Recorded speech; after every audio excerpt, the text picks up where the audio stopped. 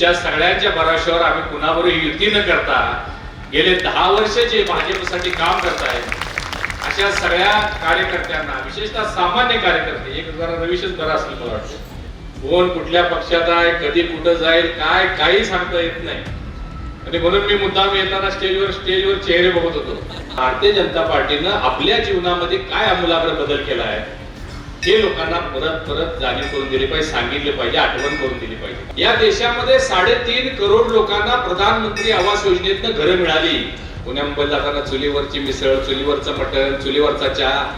परंतु आमच्या आई, माई, आजी दुपारचं एक वेळचं जेवण चुलीवर करत असताना ती फुकणी फुकवून 10 सिगरेटचा धूर तिच्या पोटात जात होता. त्याची काळजी काँग्रेसनं कधी केली नाही, त्याची काळजी प्रधानमंत्री मोदीजींनी केलेली आहे. जवळजवळ 10 वर्षानंतर या जिल्हा परिषद आणि पंचायत समितीच्या निवडणुका लागलेल्या आहेत. आणि खरं पाहता या 10-11 तालुक्यामध्ये कोल्हापूर जिल्ह्याच्या अनेक ठिकाणी आम्ही युती केलेली आहे. जशी परवाच कोल्हापूर महानगरपालिकेची निवडणूक झाली, तुम्ही सगळ्यांनी पाहिले की आम्ही त्यामध्ये भारतीय जनता पार्टी, शिवसेना आणि राष्ट्रवादी युती केली. त्याच्यापूर्वी नगरपालिकाच्या निवडणुका झाल्या, त्यामध्ये बहुतांश ठिकाणी आम्ही युती केली. याही वेळी आता जिल्हा परिषद पंचायत समितीमध्ये जो 6-7 तालुक्यांमध्ये आमची युती झालेली आहे. काही ठिकाणी शिवसेनेवर झाले, काही ठिकाणी राष्ट्रवादीवर झालेले. परंतु एकमेव राधानगरी तालुका असा आहे, तुमच्या सगळ्यांच्या भरोश्यावर आम्ही कुणाबरोबर युती न करता गेले 10 वर्ष जे भाजपसाठी काम करतायत अशा सगळ्या कार्यकर्त्यांना, विशेषतः सामान्य कार्यकर्ते, एक जरा रविशच बरा असेल मला वाटतं, बाकी सगळे सामान्य पदाधिकारी आणि कार्यकर्ते या निवडणुकीला आपण उभे केलेले आहेत. मी मुद्दाम का सांगितलं स्वतंत्र एवढ्यासाठी की गेल्या 2014 साली प्रधानमंत्री मोदींच्या नेतृत्वाखाली देशामध्ये भारतीय जनता पार्टी एनडीए सरकार आलं आणि तेव्हापासून देशामध्ये भारतीय जनता पार्टीमध्ये एक चैतन्य निर्माण झालं, कार्यकर्त्यांच्या मध्ये बळ निर्माण झालं आणि गावोगावी वेगवेगळ्या विविध माध्यमातून हे भारतीय जनता पार्टीचे कार्यकर्ते केंद्र सरकारच्या, राज्य सरकारच्या योजना तळागाळापर्यंत पोहोचण्यासाठी अहोरात्र कष्ट केले, राबले. आणि मग एवढं राबून अचानक निवडणुकीमध्ये जर माहिती झाली, युती झाली आणि आपली जागा दुसऱ्याला गेली, अनेक झालंय आमचं आता, इतर ठिकाणी परत झाले जातात, हे आपले कार्यकर्ते नाराज होतात. आणि ते इथं न होता ज्यांनी राबणूक केली, कष्ट केला, अशा सगळ्यांना इथं संधी देता आली, त्याचा आम्हाला मनस्वी आनंद आहे. आणि शिवाय या तालुक्यानं अनेक वेळा, म्हणजे राधानगरी बुद्रनगर बद्दल बोलण्यापेक्षा राधानगरी पुढे बोलतो, इकडं सगळ्या राजकारणाची खिचडी झालेली आहे. कोण कुठल्या पक्षात आहे, कधी कुठं जाईल, काय काही सांगता येत नाही. आणि म्हणून मी मुद्दाम येताना स्टेजवर चेहरे बघत होतो आणि मला खूप आनंद झाला. म्हणजे उदयसिंह पाटील गोलोकर हे काँग्रेसचे एक म्हणजे वरिष्ठ नेते, द्रष्टे नेते, बाळासाहेब नवने या तालुक्याचे एक वैभव, असे अनेक मान्यवर. तर मला सचिन पाटील काय बसणार असेल, सचिन पाटील आहे असतो काय, अशी सगळे चांगले चेहरे, ताकदवार चेहरे इथं आपल्या स्टेजवर आहेत. फक्त आपल्याला एवढीच विनंती करायची आहे की लढाई सोपी नाही. लढाई मातबरांच्या वर आहे, मोठे नेते आहेत, समोर असणारे जिल्ह्याचे पालकमंत्री आहेत, काँग्रेसचे आणखीन काय कोण आणि कोणतरी इकडे काँग्रेसमध्ये गेलं समजलं मला काम या तालुक्यातलं. तर अशा सगळ्या परिस्थितीमध्ये तुमच्या सगळ्यांच्या आशीर्वादाची, मदतीची, ताकदीची गरज आहे. कामाला आम्ही कमी पडत नाही. मी व्यासपीठावर सुद्धा सर्वांना मी विनंती करणार आहे की आपण आज 10 दिवसावर निवडणूक आलेली आहे. प्रचार आणि प्रसार करत असताना ही काही केंद्र सरकारची, लोकसभेची, राज्यसभेची निवडणूक नाही आहे, तरी सुद्धा आपण लोकांच्या समोर जात असताना भारतीय जनता पार्टीनं आपल्या जीवनामध्ये काय आमूलाग्र बदल केला आहे हे लोकांना परत जाणीव करून दिली पाहिजे, सांगितले पाहिजे, आठवण करून दिली पाहिजे. कारण आपली मेमरी थोडी आपण विसरतो, काही गोष्टी आपल्याला आता सहज मिळायला लागल्यामुळे आपण विसरतो. म्हणजे एवढं विसरतो की काल जर तुम्हाला विचारलं काय जेवला तर तुम्ही आज सांगू शकणार नाही कुठली भाजी काय खाल्ली. म्हणून मुद्दाम सांगितलं पाहिजे की केंद्र सरकारमध्ये मोदींच्या नेतृत्वाखाली काय काय बदल झाले देशामध्ये. 2-4 मुद्दे सांगतो कारण वेळ कमी आहे, दादांना पुढे सांगलेलं जायचं आहे. आज आपल्या देशभरातल्या 80 कोटी लोकांना मोफत रेशन दिलं जातं. मोफत. काँग्रेसच्या काळात कधी मिळालं होतं का? मोफत रेशन 80 कोटी लोकांना. आणि 5 वर्ष झाली ही योजना सुरू आहे. पुढे 5 वर्ष ही योजना सुरू राहणार आहे. मोठी योजना आहे का नाही? तर त्याची आठवण करून द्यायला पाहिजे. काय होते आता आपल्याला ते सवय होऊन गेली. कार्ड दाखवायचं, पिशवी भरून आणायची. विसरून गेलो आपण मोदींच्यामुळे मिळालं. या देशामध्ये 3.5 करोड लोकांना प्रधानमंत्री आवास योजनेतनं घरं मिळाली. कोल्हापूर जिल्ह्यामध्ये 22,000 घरं मिळाली. घर, स्वतःचं घर, 2 खोल्याचं घर बांधायला माणसाचं आयुष्य निघून जाते. घर होत नाही आपलं. परंतु आज प्रधानमंत्री महोदयांनी जवळजवळ 2.25 लाख रुपये योजनेच्या माध्यमातून घर बांधण्यासाठी देतात. या देशामध्ये 10 कोटी घरामध्ये शौचालय दिले. आता तुम्ही म्हणणार हे काय मोठं काय प्रचाराचा मुद्दा आहे काय? हा प्रचाराचाच मुद्दा आहे. 10 कोटी घरामध्ये शौचालय दिलं याचा अर्थ काय? याचा अर्थ 10 कोटी घरामध्ये शौचालय नव्हते. काय अवस्था होत असेल त्या घरच्या भगिनीची विचार करून बघा, ज्या घरामध्ये टॉयलेट नाहीये. आपण विसरून गेलो. या देशामध्ये 12 कोटी घरामध्ये महिलांना गॅस सिलेंडर दिला. आता आपल्याला गॅसचं काहीच वाटत नाही. दारातच गाडी उभी असते. पूर्वीच्या लक्षात घ्या, 10 वर्षापूर्वी 8 वर्षापूर्वी त्या गॅसच्या लाईनीत आपल्याला उभं राहायला लागायचं. आणि आपला नंबर आला की दुकानदार सांगायचे संपले गॅस पुढच्या आठवड्यात. लक्षात आहे? विसरलो आपण. आणि 12 कोटी घरामध्ये गॅस दिले याचा अर्थ काय? याचा अर्थ असा की 12 कोटी घरामध्ये गॅस सिलेंडरवर जेवण बनत नव्हतं, चुलीवर जेवण बनत होतं. चुलीवर. आता बरं वाटतंय पुण्या मुंबईला जाताना चुलीवरची मिसळ, चुलीवरचं मटण, चुलीवरचा चहा. पण चुलीवरचं जेवण करणं हे काय सोपं होतं का? आजचे आहेत आमच्या इथं. आपण थिएटर मध्ये जातो पिक्चर बघायला. तिथं जाहिरात येते बघा, सिगरेट पिना सेहत के लिए खराब है, हानिकारक है, फेफड़े खराब होते, अमुक होता है, तमुक होता है, कॅन्सर होता है. कशानं? सिगरेट.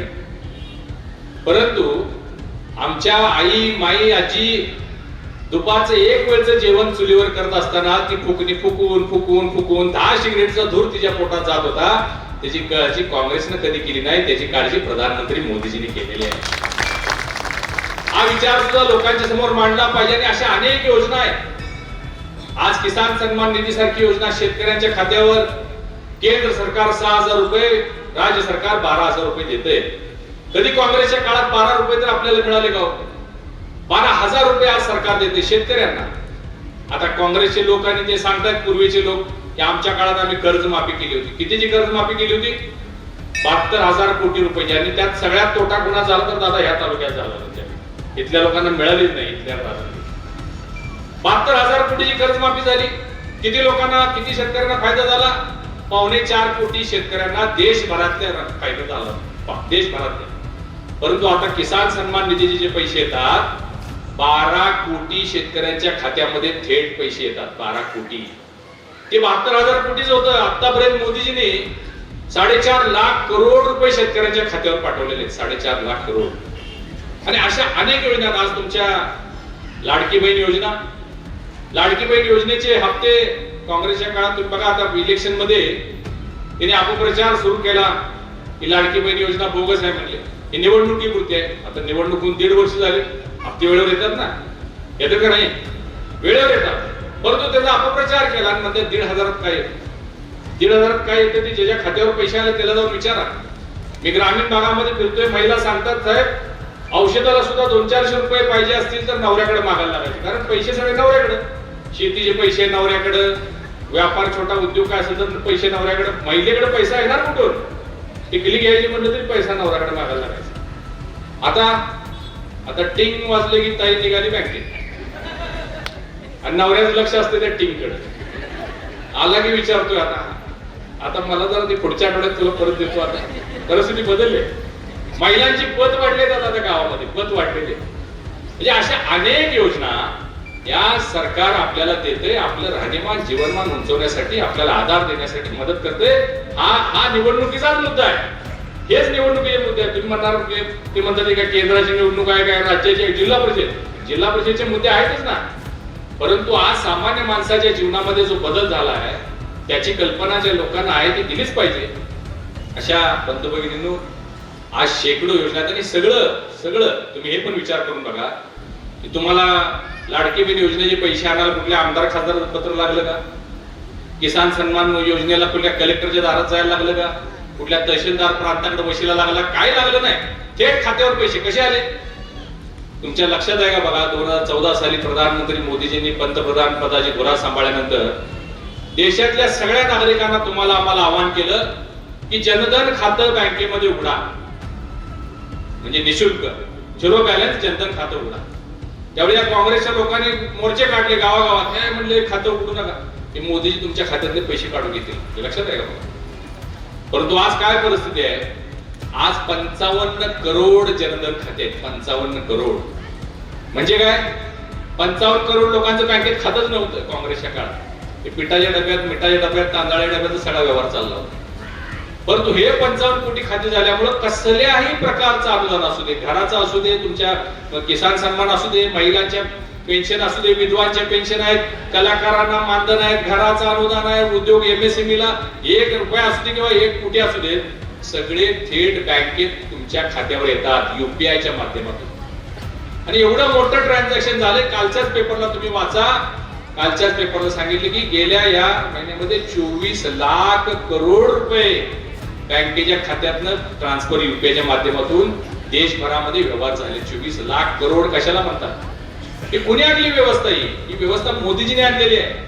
मी याचा साक्षीदार आहे दादा. ज्यावेळी UPI 2017 साली देशामध्ये इम्प्लिमेंट करायचं होतं, पी चिदंबरम काँग्रेसचे अर्थमंत्री होते. पी चिदंबरांनी भाषण केलं, हसत होते, खिल्ली उडवत होते.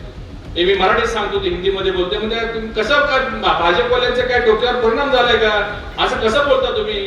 गावात भाजीवाले, बुट्टीवाले, पानपट्टीवाले, त्यांना तुम्ही पैसे देणार आणि ते काय त्यांच्याकडे मोबाईल आहे का? त्यांच्याकडे रेंज आहे का? त्यांच्याकडे इंटरनेट आहे का? तुम्ही कसं ट्रान्झॅक्शन करणार? आज भाजीवाल्याकडं, रेडीवाल्याकडं, हातगाडीवाल्याकडं, खेडेवाल्याकडं, पानपट्टीवाल्याकडं, गजरेवाल्याकडे सगळ्यांकडे QR कोड आहे. 1 मिनिटात पैसे. पेट्रोल पंपावर आपण पेट्रोल भरतो, 89 रुपये 12 पैसे. 12 पैसे कसे देणार? 50 पैसे त्याच्याकडेच. आता तसं होतंय काय? आता 79 12 एवढंच बरोबर डायरेक्ट. किती मोठा फरक, आमूलाग्र बदल आपल्या जीवनामध्ये आणण्याचं काम भारतीय जनता पार्टीने केलेलं आहे, हे आपण समजून घेतलं पाहिजे. आणि याच बरोबर देश प्रगती करायला लागलाय. देश अर्थव्यवस्थेत वाढत चालले. एकटे नाहीत, मोदीजी म्हणले म्हणून नाही. 2047 साली भारत विकसित देश होणार हे मोदीजींचे एकट्याच स्वप्न आहे. 144 करोड लोकांचं स्वप्न आहे. ते स्वप्न पूर्ण करण्यासाठी मोदीजी झटतायत आणि आपल्या सगळ्यांना त्यांना साथ द्यायची आहे.